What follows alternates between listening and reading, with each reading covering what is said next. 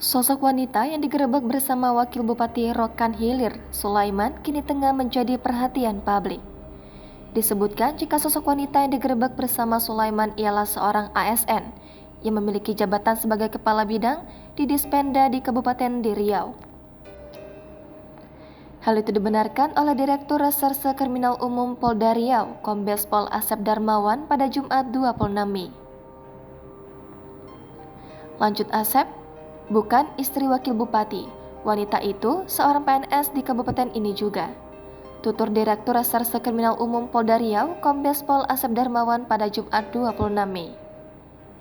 Lanjut Asep, saat ini Wabu Prohil dan wanita itu masih diperiksa intensif.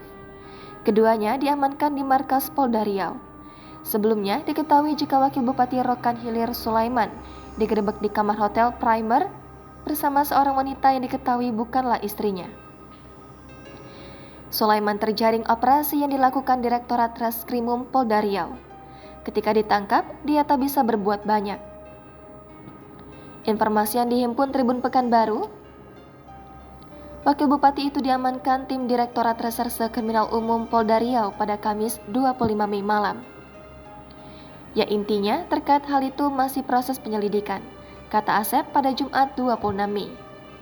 Disinggung soal persangkaan pasal, Asep menyatakan hal ini masih dalam proses penyelidikan. Itu kan delik aduan, pungkasnya. Jangan lupa subscribe, share, komen, dan like ya!